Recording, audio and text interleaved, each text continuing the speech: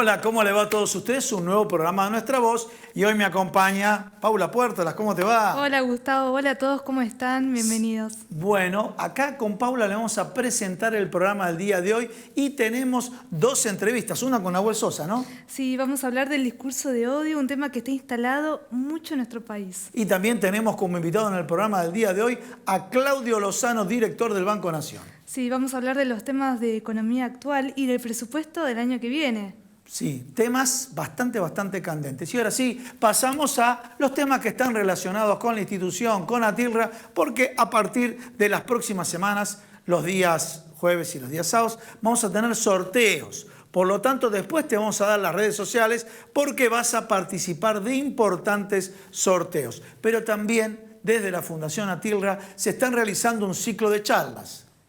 Sí, a ver, tenemos la foto, mirá, ahí la tenés. Sí. Alcira Argumedo.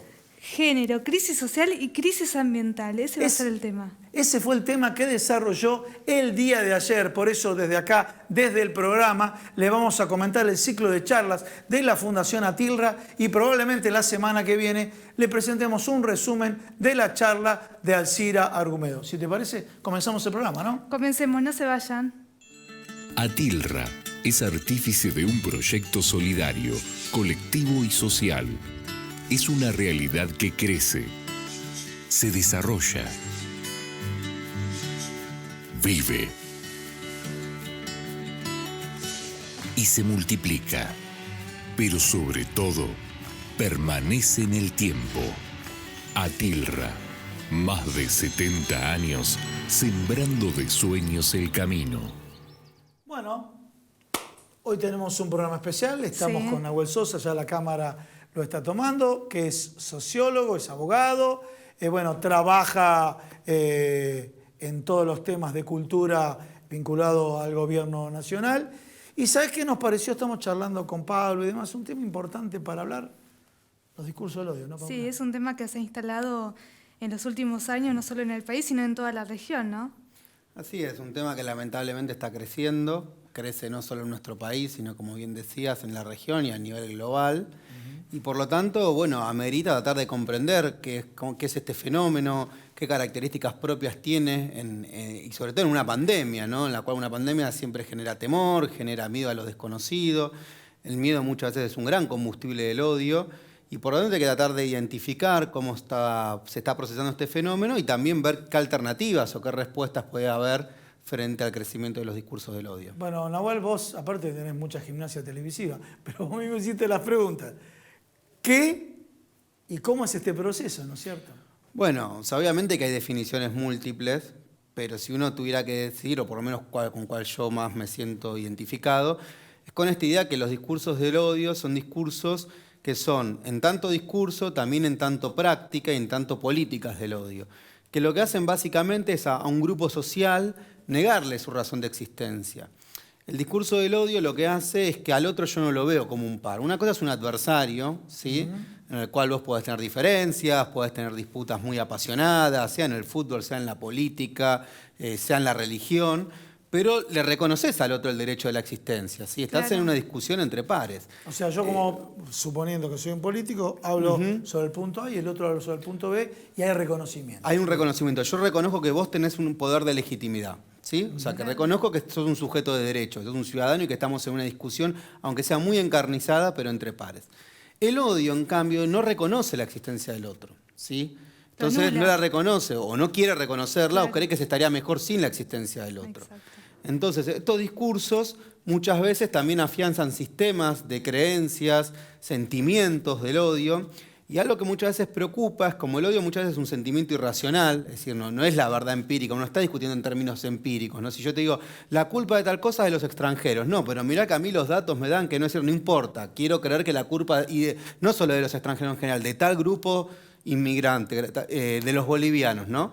Entonces, ahí aparece algo que preocupa aún más, que es cuando, como odiar es políticamente incorrecto, por decirlo de una manera, se empiezan a construir motivos de por qué es legítimo odiar a ese grupo, ¿no? Entonces, motivos, hay que odiar a este la grupo. La legitimidad del odio, ¿verdad? Vamos a ver grandes ejemplos actuales.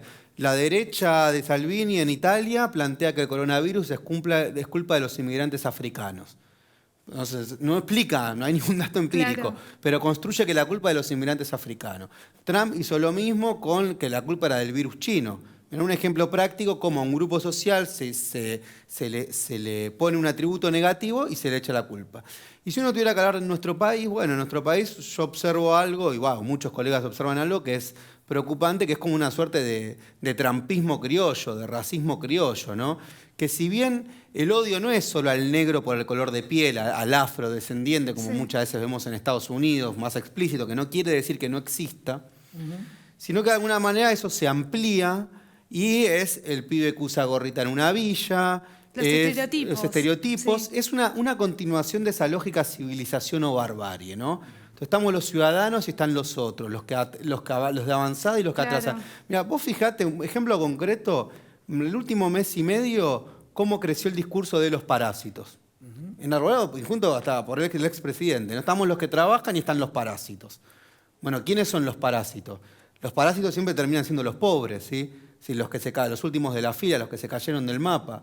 Entonces, a esa persona que sufre una desigualdad económica, vos le agregás una desigualdad simbólica, una injusticia en el reconocimiento, y le echás la culpa. Entonces, por eso es peligroso, porque entonces ese discurso del odio, después, de alguna manera, es la condición de posibilidad de que a ese grupo social se lo ataque simbólicamente, Quedan se más lo ataque marginados todavía. físicamente, Es horrible. ¿sí? ¿Y el discurso de odio en democracia cómo se contrarresta? Bueno, es una gran pregunta, porque aparte uno le preocupa aún más, y yo sobre todo esto lo veo en esta suerte como de un neoindividualismo autoritario que se construye, que a diferencia del liberalismo clásico que siempre estaba a favor de la ampliación de derechos civiles y políticos, pareciera que muchos de estos discursos de odio reaccionan contra la ampliación de derechos, Báncame, reaccionan contra la igualdad.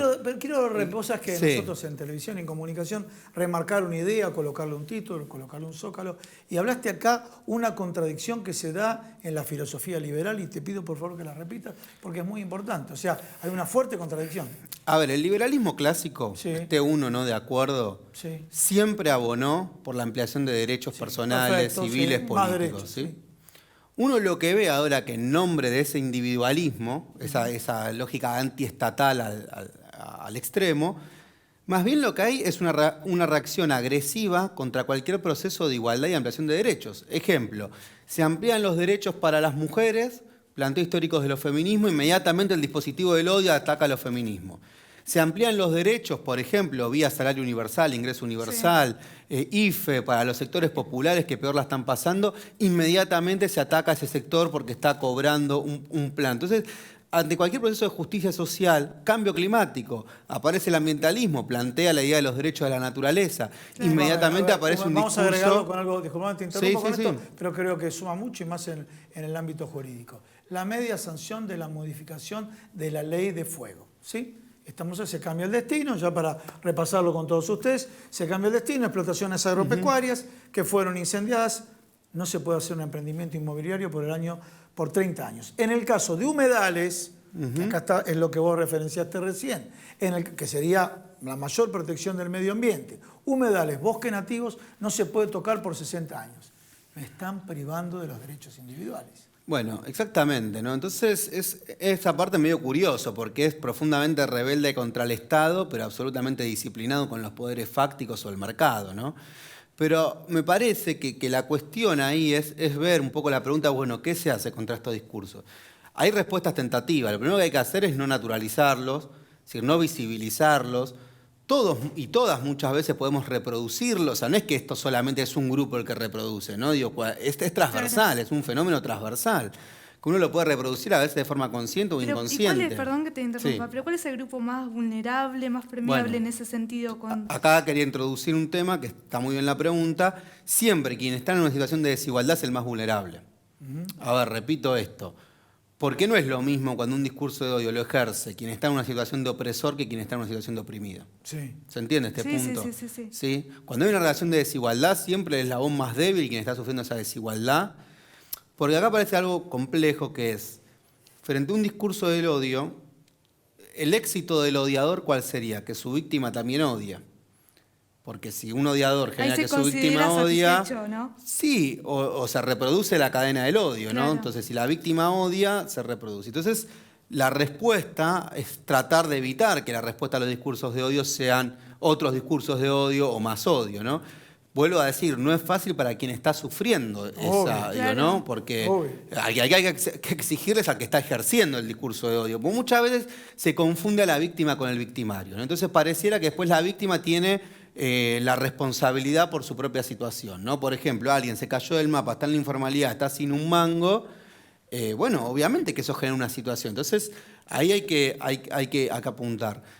Lo segundo es, bueno, justicia social, es una forma de mayor democracia, mayores niveles de igualdad. Dar el debate, que esto no quiere ser punitivo. A mí me preocupa cuando muchas veces ciertos sectores de las élites reaccionan como, bueno, se nos quiere censurar. No, pero acá no hay una censura. Acá lo que se quiere hacer es visibilizar que esta situación sucede. Y si una persona está ejerciendo un discurso del odio, que ese grupo social tenga el derecho también a defenderse. Sí, a defenderse en los canales democráticos. Dice que atenta contra la libertad de expresión. Bueno, pero lo que sucede es que los discursos de odio existen. Las redes sociales, cada vez una fake news se viraliza 6 veces más rápido que una noticia verdadera. Vamos a una tendencia donde cada vez vamos a consumir más fake news que noticias reales. Hater, la película que está en Netflix, ¿no? Que te lo demuestra, le gusta o no, capaz de una forma un poco más pochoclera, te demuestra que también que esos discursos de odio después tienen su correlato con la realidad. No es solo una cuestión virtual que queda en un chat, es mentira. Claro. Vas construyendo una subjetividad, vas construyendo un estado de opinión pública. En el caso de Birmania, en Facebook agarra y se estimuló una guerra étnica.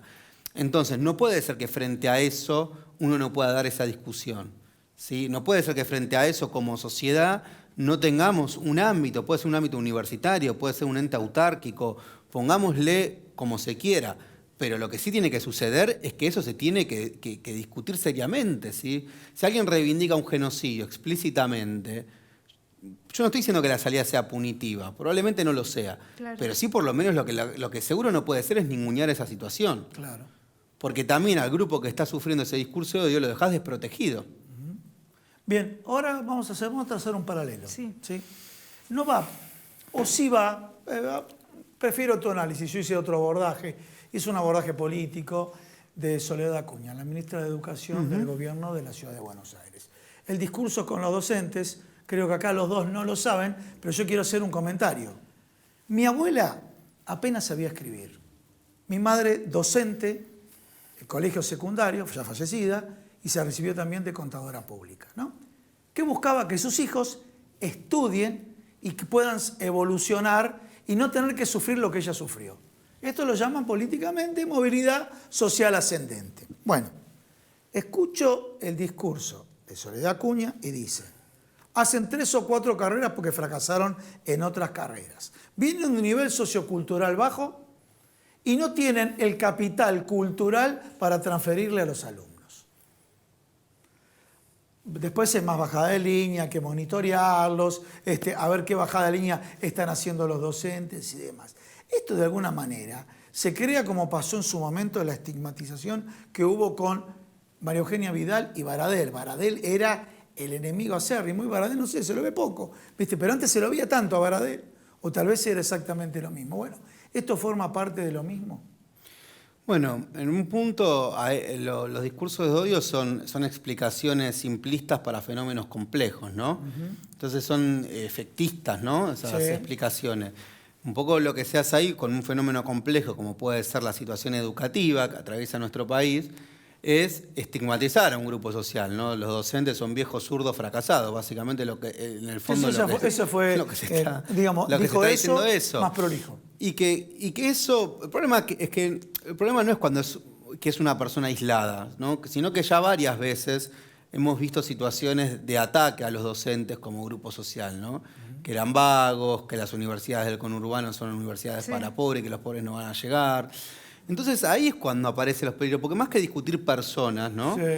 Lo que hay que discutir es esto, es cómo empieza a operar ese estereotipo que queda en nuestro imaginario social, ¿no? Porque queda en esa memoria colectiva. Obvio que se instala. Entonces después, cuando la persona ve un docente, no está viendo un docente. Está viendo, no sé, a un vago, a un fracasado, ahí ¿no? la falta de respeto de los chicos, ¿no? Entonces ahí aparece una cadena de falta de respeto que lejos de ayudar a mejorar la situación educativa, lo empeora, ¿no?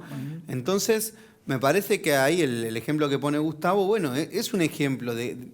A ver, el odio no siempre es un discurso de odio, es un discurso hiperevidente, no sé, de alguien que reivindica a Videla y uno dice, ¿Es bueno, es como persuasivo obvio. también? Muchas veces puede ser algo imperceptible, puede Sí, ser algo más persuasivo. tamizado, más persuasivo. Claro. El punto el efecto que termina teniendo es el rechazo hacia un grupo social, rechazo hacia maneras de ese grupo, justificar cierta desigualdad, ¿no? Porque como yo rechazo a ese grupo, por lo tanto hay una idea de superioridad e inferioridad, ¿no? Sí. Porque aparte está apuntando hacia un sector de los docentes, ¿no? Entonces me parece que ahí lo que uno tiene que replantearse como sociedad es, bueno, cuando eso sucede hay que dar las discusiones. Bien. Nahuel, muchísimas gracias A por haber ustedes, venido, muy amable. Bueno, señores, les pido que no se vayan, se queden acá, que en instantes tenemos una entrevista con Claudio Lozano, director del Banco Nación. Atilra es artífice de un proyecto solidario, colectivo y social. Es una realidad que crece, se desarrolla, vive y se multiplica, pero sobre todo permanece en el tiempo. Atilra, más de 70 años sembrando de sueños el camino. Y ahora sí, Paula, estamos en comunicación a través de streaming, herramientas multimediales, con Claudio Lozano, director del Banco Nación. Claudio, Gustavo Idoyaga y Paula Puertolas te saludan. ¿Cómo te va? ¿Qué tal? ¿Cómo les va? Un gusto. Bueno, Claudio, muchas preguntas para hacer. Si te parece, comenzamos con el tema presupuestario. Bueno, escenario, ¿cómo ves vos el tema presupuestario año 2021? Mirá, el presupuesto es un presupuesto confeccionado sobre la base de un supuesto muy fuerte, que es el supuesto de que la pandemia desapareció en el 2021. Bien. Sí. Y en función de esto, todos los refuerzos que en materia de ingresos se plantearon durante el 2020 desaparecen en el presupuesto. Y consecuentemente, cuando uno compara, de repente, en materia salarial, la política planteada es una política que tiende a deteriorar el salario real de los estatales. El ingreso familiar de emergencia, que fue una definición importantísima en el marco de la pandemia, desaparece, no está incorporado en el presupuesto. La discusión que en su momento existió respecto al tema del salario universal como alternativa para perfeccionar el ingreso familiar de emergencia tampoco está. Y los programas alimentarios que fueron reforzados de manera significativa durante el 2020, en el 2021 caen en términos reales. Esto implica pensar que no solo desapareció la pandemia, sino que inmediatamente y de manera instantánea, al desaparecer la pandemia, también desaparecen los problemas que vienen asociados a lo que la pandemia produjo, entre los cuales está el hecho de tener un 47% de personas bajo la línea de pobreza, Claro. Sí. y casi 6 millones de personas bajo la línea de indigencia. En nuestra opinión, no hay primero, la pandemia no está claro que esté terminada en el 2021, y segundo, si lo estuviera, estos problemas no desaparecen de manera inmediata, por lo cual este tipo de planteo en el presupuesto no nos parece conveniente. Claudio, Tiene una un pregunta. ¿Cuáles son sí. las prioridades del presupuesto hoy y cuál es tu criterio? ¿Cuál deberían ser para vos? Bueno, casualmente, por eso estaba diciendo esto, creo que el tema de salarios, jubilaciones, ingreso familiar de emergencia o salario universal y programas alimentarios son claves para reforzarlos, y creo que además, en tanto uno mejore la política de ingresos en este sentido, estaría estimulando la actividad económica, Claro. porque tendría un impacto importante sobre el mercado interno. Esto con respecto sobre todo a todo el capítulo que tiene que ver con los gastos corrientes incorporados en el presupuesto. Lo que sí tiene como importante el presupuesto presentado en el Parlamento es el tema del aumento en la inversión pública. Ajá. Ahí la inversión pública se duplica respecto a los niveles que tuvo durante el curso del presente año, se ubica en torno al 2,2% del producto. Obviamente parte de un piso indudablemente muy bajo, pero obviamente supone una recuperación importante del Estado en la promoción de la inversión y consecuentemente en este aspecto tiene un efecto reactivante. Por lo tanto, te diría que en términos globales, el presupuesto tiene un efecto contractivo porque el gasto corriente es mucho más importante que el gasto en obra pública y que lo que está destinado a la reactivación es la política de obra pública del Gobierno Nacional. Esa es la clave por la cual el Estado se asocia a una recuperación que se espera tenga como factor dominante o principal el papel del capital privado, recuperándose en base a las exportaciones. Este es otro elemento que merece conversarse. La recuperación del consumo es mucho más lenta que la que uno podría tratar de impulsar, habida cuenta de que el mercado interno sigue siendo la clave de la recuperación de la actividad económica en la Argentina. Pero en términos concretos y dinámicos, lo que hoy tiene como aspecto positivo el presupuesto es el tema de la obra pública. La obra pública. El punto flojo, desde nuestro punto de vista, está en la política de ingresos. Desde nuestro punto de vista, la Argentina del 2021, para reactivarse de manera adecuada, necesita de un salario universal para toda la población desocupada y en situación de informalidad, sí, y necesita poner en marcha una política de construcción de viviendas que resuelva el 1 millón de viviendas que la Argentina hoy necesita para resolver un déficit habitacional que quedó expuesto de manera monumental durante el curso de la pandemia. Claudio, otro tema, cambiamos, hacemos un vuelco de página, aporte solidario y extraordinario a las grandes fortunas, le recordamos a la gente, varía la alícuota del 2 al 3,5% de acuerdo a los montos. Pero sin embargo, Claudio, quiero meter un datito jurídico político porque el periodista Hugo Alconadamón fue citado a declarar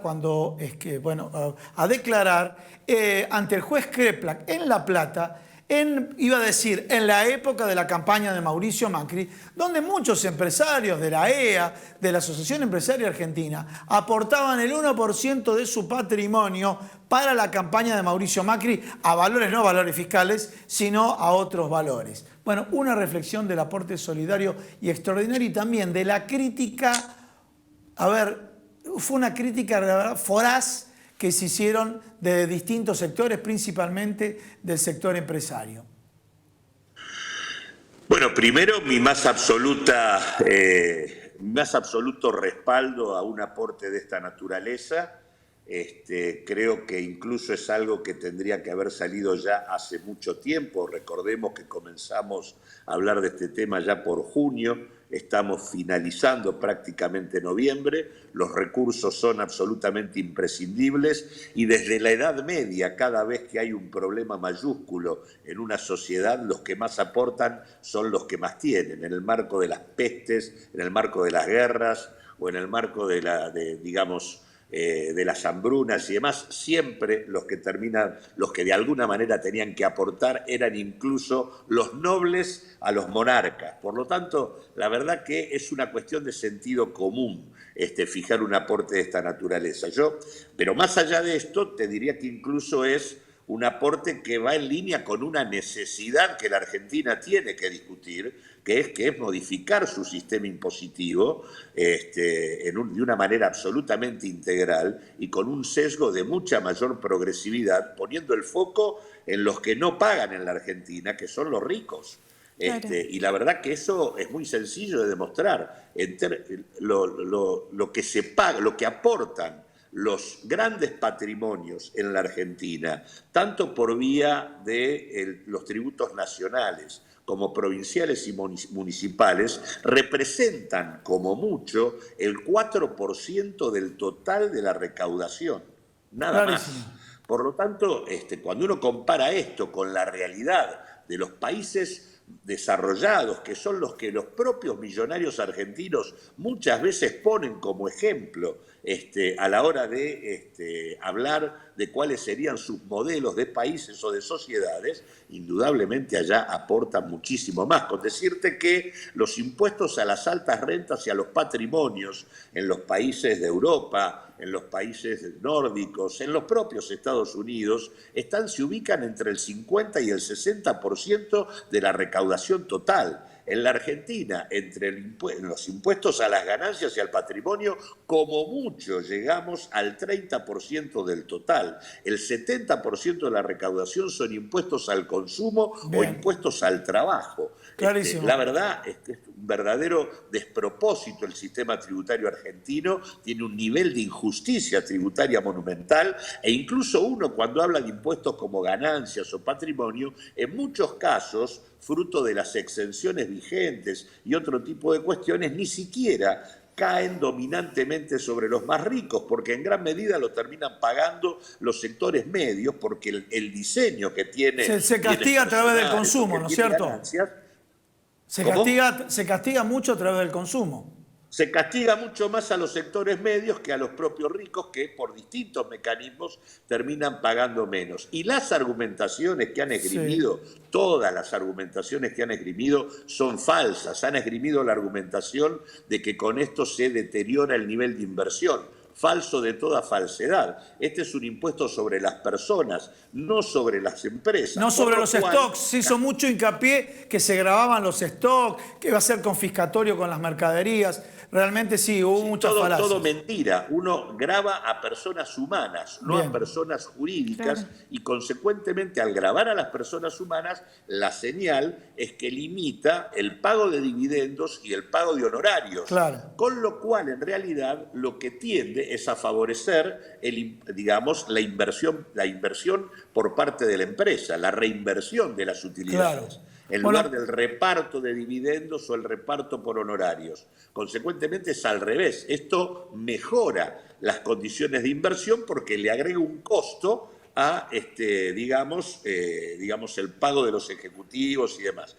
Ese es un tema. El otro tema que se mencionó es el tema de que la Argentina tiene una presión tributaria exagerada. Esto también es falso en términos de su comparación con otros países del mundo, con el promedio regional o mundial. La Argentina está por debajo de los promedios mundiales y regionales en términos de presión tributaria. Lo que sí es cierto es que la composición de la recaudación es muy complicada, presiona dominantemente sobre los sectores medios y populares. En términos relativos paga mucho más alguien que depende de un plan que un millonario en términos relativos al ingreso y a los patrimonios que tienen. Consecuentemente es falso de toda falsedad. Hay un problema no de presión tributaria, sino de cómo se distribuye la carga tributaria sobre los distintos sectores, que por cierto es profundamente injusta, y eso es lo que hay que modificar. Y el tercer argumento... Claudio, tenemos que cerrar, está clarísimo, pero decímelo breve, te pido disculpas. Cerremos con el tercer argumento breve. Hablaron de una rebelión fiscal a partir de esto, y la verdad que la rebelión fiscal ya existe hace rato. Los ricos han hecho una rebelión fiscal en la Argentina, esa es la norma, no pagan y deben pagar. Bueno, Claudio, muchísimas gracias, siempre muy atento, y bueno, estás desde el Banco Nación, desde ya muchas gracias. Bueno, y en otro programa te vamos a entrevistar para, bueno, que comentemos por qué desde el Banco Nación se van a activar nuevos créditos, pero dejamos para otro programa, ¿te parece? Como no, cuando ustedes quieran, a disposición. Bueno, y estuvo con nosotros Claudio Lozano, nosotros nos estamos despidiendo, ¿no? Sí, hasta el próximo programa, ¿no? Nos vemos la semana que viene acá en Nuestra Voz, y el día sábado, 23:30 horas, no te olvides, semana que viene te vamos a dar todos los datos para que participes de los sorteos. Chao.